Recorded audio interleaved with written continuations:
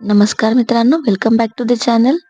मित्रांनो, जर तुमच्याकडे एखादा पाळीव प्राणी असेल किंवा नजीकच्या काळात तुम्ही एखादा पाळीव प्राणी घरात आणण्याचा विचार करत असाल, तर ही माहिती तुमच्यासाठी आहे. तर मित्रांनो, महापालिका कायद्यानुसार घरात श्वान किंवा मांजरीसारखे पाळीव प्राणी पाळण्यासाठी परवाना म्हणजेच पेट लायसन्स असणे बंधनकारक आहे.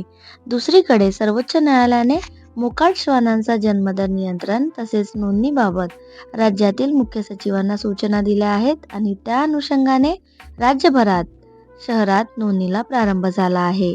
तर महापालिकेने आपल्याला ऑनलाईन सुविधा उपलब्ध करून दिलेली आहे, ज्यामध्ये तुम्ही ऑनलाईन नोंदणी करून तुमच्या पाळीव प्राण्यासाठी परवाना किंवा लायसन्स मिळवू शकता.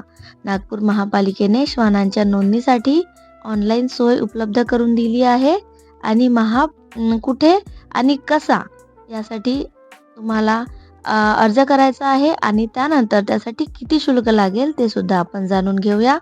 महानगरपालिकेच्या 10 झोन कार्यालयांमध्ये प्रत्यक्ष अर्ज तुम्ही करू शकता. त्याचबरोबर महापालिकेने ऑनलाईन नोंदणी सुविधा उपलब्ध केली आहे. अर्जासोबत प्राण्याचे रेबीज लसीकरण प्रमाणपत्र, मालकाच्या पत्त्याचे पुरावे, कुत्र्याचा फोटो किंवा ओळख आदी माहितींची गरज असते. यासाठी ₹500 प्रतिवर्ष नोंदणी शुल्क आकारले जाते.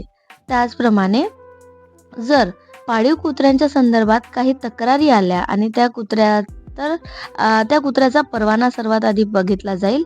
पण जर परवाना उपलब्ध नसल्यास त्या मालकावर मनपा दंडात्मक कारवाई करू शकते. जर तुम्हाला कारवाईपासून स्वतःचा बचाव करायचा असेल तर तुमच्याकडे परवाना म्हणजेच लायसन्स असणे जरुरी आहे. महापालिकेच्या माहितीनुसार आकडेवारीनुसार 2024 मध्ये फक्त 375 अर्ज परवान्यासाठी आले होते. पण 2025 मध्ये परवान्याचे नूतनीकरण केवळ 8 लोकांनीच केले. म्हणजेच तुम्हाला जे दरवर्षी लायसन्स रिन्यू करावे लागते ते बहुतेक लोकांनी केलेले नाहीत. आणि शहरामध्ये जवळपास 20,000 पाळीव श्वान आहेत. ही गोष्ट नोंद घेण्यासारखी आहे आणि फक्त काहीच लोकांनी लायसन्ससाठी अप्लाय केले आहे.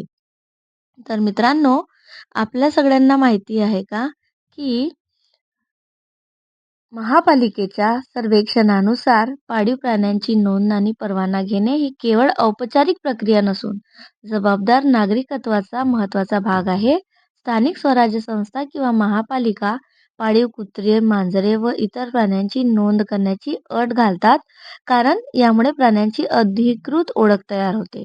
नोंदणी करताना प्राण्याचे लसीकरण, आरोग्य तपासणी, मालकाची माहिती आणि पत्ता यांची नोंद ठेवली जाते. त्यामुळे प्राणी जर भविष्यात हरवल्यास ते शोधणे सोपे होते आणि आजारांचा प्रसार रोखण्यासाठी मदत मिळते.